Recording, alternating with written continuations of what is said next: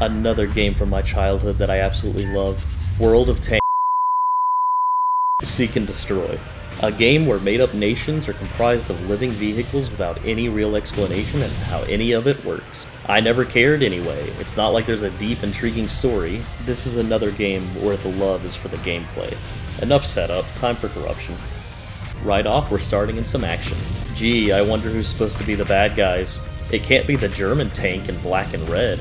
Look at this. Wait, Q predicted this. It's about as subtle as every piece of propaganda produced before, during, and after the war.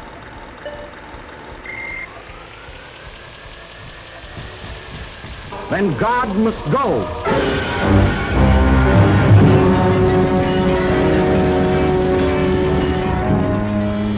I am absolutely clear in my own mind, and I think I can speak for the Fuhrer as well, that both the Catholic and Protestant churches must vanish from the life of our people. Thus spoke Dr. Alfred Rosenberg.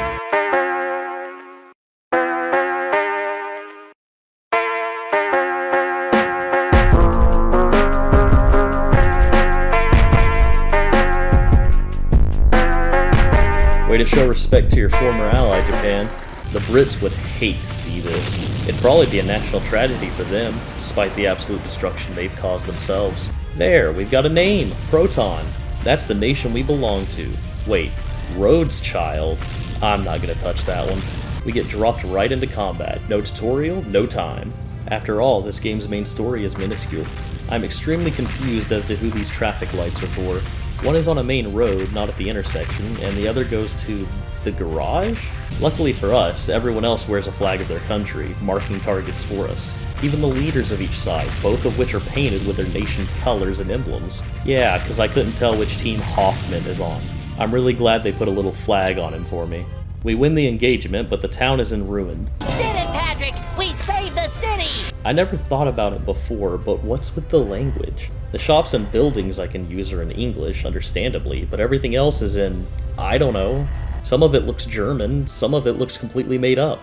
Alright, let's just go ahead and get this obvious symbolism out of the way. Proton is the United States and features many vehicles from the US and UK. Nobelia is the United Kingdom, featuring much of the same, minus their air force. The Cumers are the Third Reich and feature many German and Russian tanks? Okay, weird. What, did a boomer come up with this? With that out of the way, let's move on to the second mission. I like the little detail that this civilian resistance force is composed of AAVs fitted with turrets, not actual tanks. Everyone else gets a parachute and hover piece, but me? Oh, I just get dropped out of the helicopter like a brick. Quick complaint. I hate the camera in this game. I hate the delayed camera that turns to where you're facing only when you stop moving. You might be thinking it looks fine, but that's because I spend nearly the entire game holding down L2 so the camera will face the same direction as my turret. That's right. You have to hold a button the entire game to have a decent camera. A Mahdi. Oh man, that is never not going to be miserable to hear. Why is it so loud? You unlock new tanks after each mission that you can change to, and as a kid, and even now, I always saw the white tank on the blue crate as a big rubber ducky. I don't know why, it just has that general shape, and I was playing in standard definition back then, not in 4K like now. With the mission complete, we are given our first mission branch where we get to pick which mission we do, locking the other one out for this playthrough. There are a couple of these, and if you know all the missions in the game, then you can have an optimal route for the faster and easier missions planned ahead. I visit the Ravaged Town. I'm not going to be saying these names, or even remembering them. Anyway, I visit the Ravaged Town to find everything repaired like nothing ever happened. What's important to note here is that I have to go into a town and into the garage to save the game. I can't just save whenever I want, meaning a crash could set me back. I hit up the shop to see what starting gear is for sale. The chainsaw is really stupid, but I love the concept. It's also really strong if you have the armor to tank shots, no pun intended, and the speed to close the distance on enemies. It's much better to spend your money on parts that help improve speed and accuracy. Yeah, I bought the chainsaw. That's not a good sign. I wander around aimlessly for some reason and run into a mission I really didn't know existed. Even with invisible enemies, invisible projectiles, and being invisible, I'm still a decent shot. So good. I like how we're all just ignoring the sand tornado hanging around. Well, I was doing well until the game broke me. I restart the game and allow this wall of text to play because I forgot it only does it at the main menu and not when you start the single player. It's a giant exposition dump of things that don't really matter. You get the idea. Q declared war, Q bad, Proton good, simple. We're gonna throw Blitz in here just in case you need a hint. Actually, there is something important in here. Q conquered many nations before Proton, leaving only Proton and Nobelia, whatever, intact. This is not at all like the thing this is trying to represent. Also, the world is called Q War.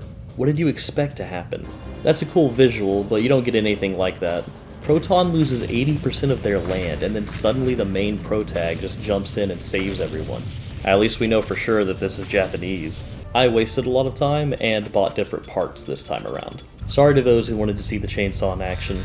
I guess this made-up language is universal in this world, since all the places have it and everyone understands each other.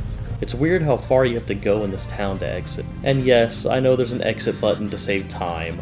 Past me didn't know that though. Not for a while, at least. Good lord, what is... Oh, never mind. Alright, simple task. Destroy the bridge. Which way? Oh, I forgot to buy a radar. Plan failed. Let's try it again. Where is the carrier? I can't destroy the bridge if the carrier isn't on it. Found it, and he's just gonna pretend like nothing even happened. I see. My mistake, sir.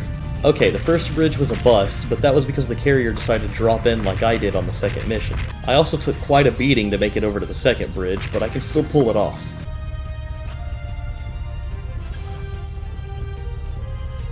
Bridge down, Amadi freed. I know I'm taking the cowardly approach here and waiting for reinforcements while picking off the guys who get in the water and can't shoot back, but look at my health. Now is the time for cowardly tactics. Besides, I'm a Proton. We'll win by any means necessary. No honor needed. Woof, I probably shouldn't have said that. Man, this one last guy just does not want to die. That was close. It would have been really funny if the last enemy had killed me. Wait, Amadi is a chieftain tank?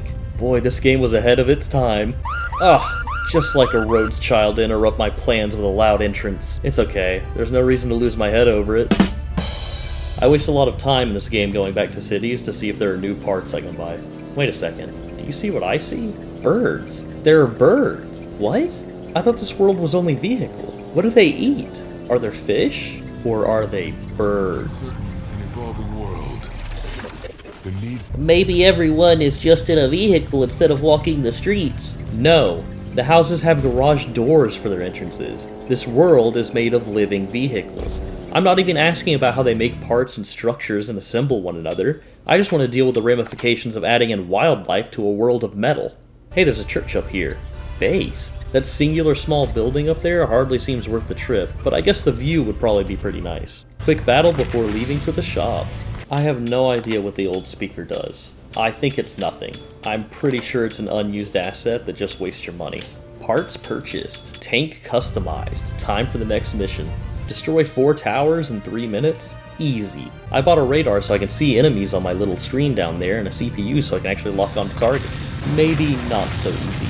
I don't have armor or strong shells yet, so I'm still susceptible to the enemy ganging up on me. I go grind some battle arenas to get the money to buy armor and missiles to retry the mission. I even changed my tank. Machine guns might not be very strong, but they're great for clearing terrain and structures. I hit this mission so hard it drops the ground texture, which allows me to see that this game handled destruction like most games of the era, i.e. by having it just lower into the ground. After destroying the last communication tower, this large carrier comes out with parts on it and leaves the city. Rhodes Child tells us to track it down. This is a nice little thing too. See, if I had done the other mission, then the boss would have been the tank built from those parts instead of this helicopter. I like how this guy destroys the parts for no reason. Look, I get that he's preventing them from falling into enemy hands, but that implies that he is concerned with losing here, and that just doesn't fit the propaganda that I'm used to. I'm glad I bought a missile before this. Ooh, his lights turned red, and now he's angry. Lost my missile, but I didn't even really need it. The Q-copter is no more. Stuff is starting to get rough. I really need to save. I buy a Q-charge engine because the enemy's parts are better than ours, I guess. At least that's more in line with reality. I mistakenly brought a searchlight to the capital, thinking that I would still be doing the night mission. Everything was going pretty fine until I fell through the ground. Luckily, it has an easy exit. Already low on health, and I just ran over an obvious bomb. Yeah, I deserved it. Back with new gear and ready to destroy. I play it safe this time and use my missile's range to my advantage. They also make destroying these defenses much easier. I kill the last enemy and start wandering around shooting buildings in frustration. It turns out, even if you kill all the enemies, your real objective is to destroy the Capitol building. That's right, we're trying to retake the Capitol by destroying it. Scorched earth. Look, I even shoot it and start to move away until I see the health bar pop up. Why would I expect to destroy the building we're liberating? I should have figured it out when it was the only building you can run into that doesn't immediately collapse. On that topic, I guess that's why all these cities can be rebuilt so quickly. All of the buildings are paper mache and popsicle sticks. Would you look at that? The buildings are hollow. An empty front. I go directly back into the Capitol despite the king being in danger to check the store. Everything is completely restored here, by the way. Look, I found the button to leave. He said southwest? This is southeast, unless the world map isn't oriented with north at the top, which would be stupid. To protect the king, we just need to destroy wave after wave until the other guys show up. The main thing is to not let any of the enemies get close to the tents. It's weird to have the World War II stand-in using kings and emperors for all its countries. This is supposed to be 1600? Looks more like 1900. Freedom shall not fall? That's weird to hear from your completely evil enemy. So this place we just freed apparently wasn't made up of hollow buildings like the others, since this one stays destroyed. I do the battle arenas, which is funny since they're water arenas and I didn't use water parts. I just fired my missile at all of them, then traveled to other arenas since you make less money after beating them the first time. The drum guy put up a fight, although that may have only been because of my fear of the rolling drums. I said that, but actually, this guy is the worst. He also has a missile, but far more importantly is that his main shell reduces me to half health. I lose the fight after taking a second hit from his main cannon. I try again, and lose again. Beat some more battles. Then I tried to do one of the challenges, but the towers floated away instead of falling. I did manage to get the next one by aiming up, but there's no time limit and the game won't end, so I have to quit. I buy some new parts and change my tank again. Get a secret code for driving into the volcano, which I remembered from when I played as a kid. My new 16 missile launcher did a good job. This mission over here requires night parts, even though I can still see that tank. I equip my searchlight I kept and return to a slightly brighter cave. How convenient that their secret lab inside their secret base would just willingly give me a secret part without any input. I beat a lieutenant that likes to drive around at the speed of sound.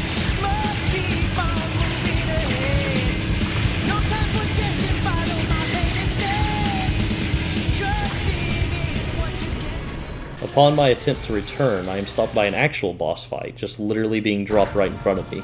No, really, look at it. I guess I just wandered past those little Q traps without questioning it in the slightest. Unfortunately for me, I didn't change back to my missiles and then stuck with the stupid searchlight. It would have been cool if the searchlight actually had lighting, but it's just a requirement for the game to raise the brightness of the level, which is pretty lame to be quite honest. This boss, also pretty lame. He creates tornadoes that toss you around, which is kinda neat, but he just slowly chases after you with his farm equipment outfitted with flails. You'd think that would be cool, but it's not. There's no explanation or animation for the tornadoes either. He just stops moving and they're suddenly created. So when you get hit by the flails, it's the same as getting hit by one of the little tornadoes. You take a little damage and get flung around. Maybe I'm supposed to be playing with lower grade parts right now. I think this game caught flack, no pun intended, for being too easy and short, which it is, but I prefer that over brutal difficulty to prolong the runtime. I don't know why these bosses have these little scenes when they reach half health, since they don't change how they fight afterwards. It makes sense in something like Dark Souls because boss fights have different phases, but these bosses don't. Oh, he tornadoes himself and then blows up. Oh yeah, I have a password to give to the vehicle that is totally not a gypsy. What do I get? An air gatling. Lame. This would only be useful in multiplayer or a specific battle challenge arena. It just shoots into the air at an angle like the flak, making it not useful unless you're in a situation with an airborne enemy and you are grounded for some reason, which is not something you'll see a lot. I think this game was ambitious and likely had to cut a lot of stuff down, resulting in some of these items just being ideas instead of actually being useful. Game crashed. Wow, that took much longer than I was expecting. The game crashed before I saved, so I have to redo these missions in the north, but now I have a flamethrower. I wreck the patrol or whatever and unleash death in the cave. You know what that means, don't you?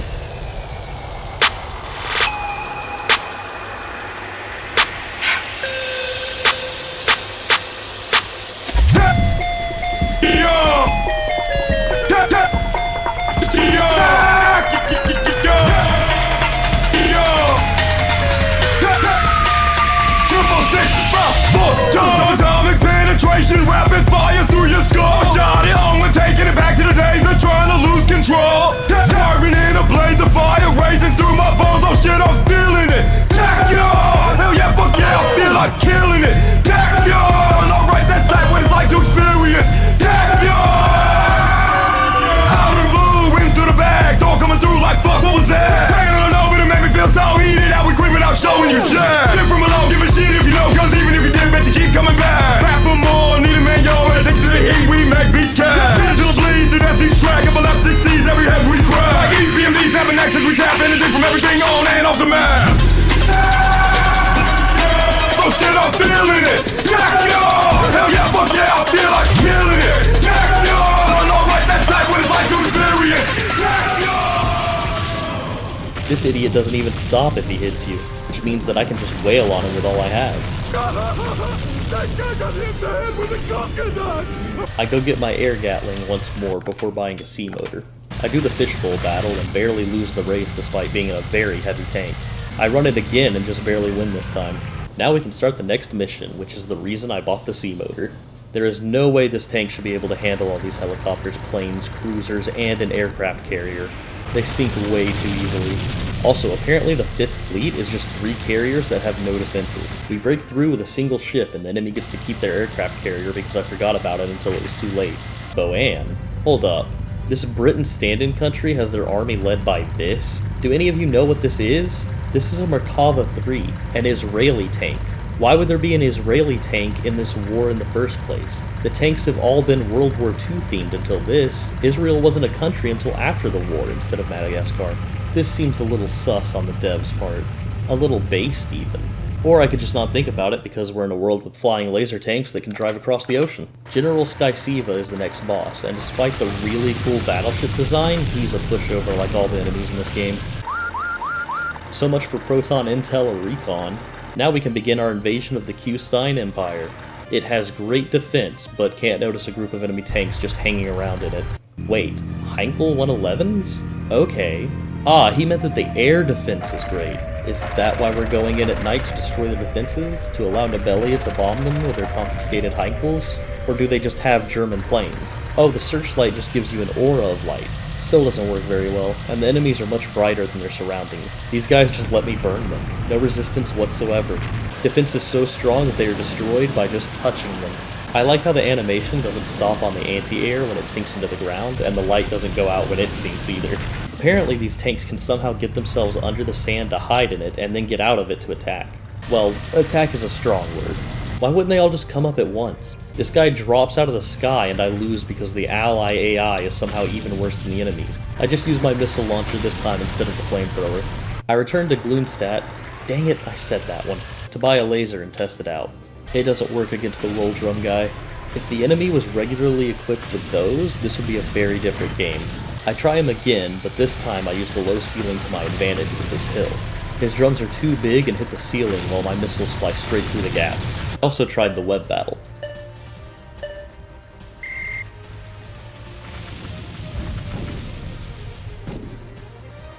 The laser and flamethrower are a deadly combination. I think I might be feeling it again.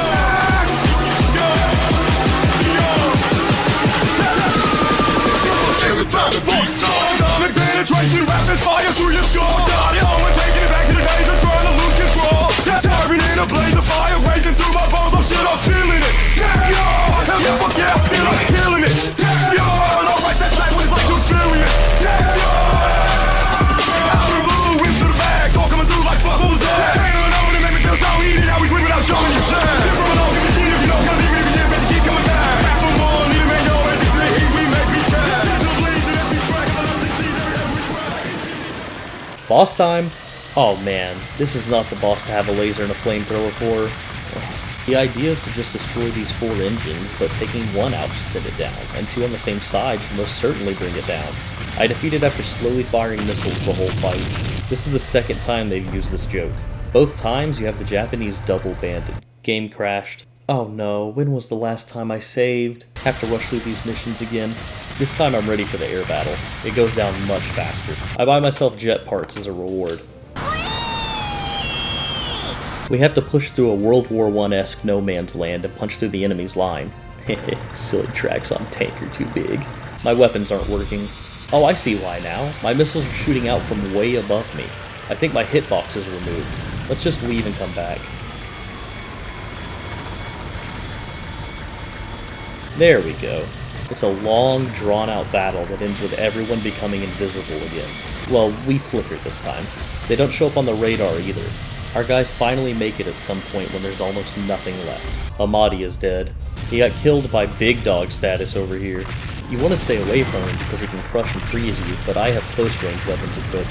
I barely lost. If he couldn't freeze, I would have won despite my gear.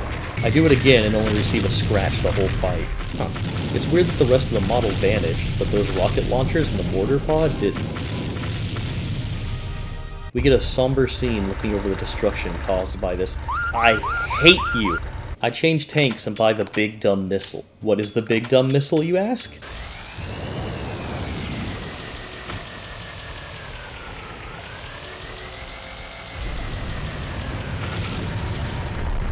Dang it, he still got me.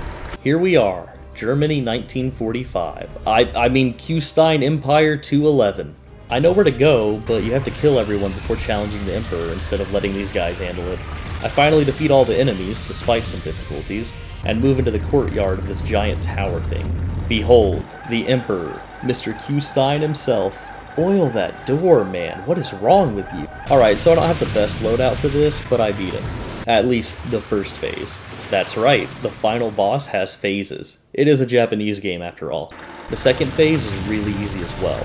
Beaten. Finally, the demon reveals itself as a horrid cog monster. This part sucks because you can only deal damage to him when he lowers his head cog thing, but to get him to do that, you have to hit his base for a while. He doesn't stay down long either, which makes this very tedious. Not really hard though. This part of the fight took me 10 minutes. I should have equipped better gear. Oh well.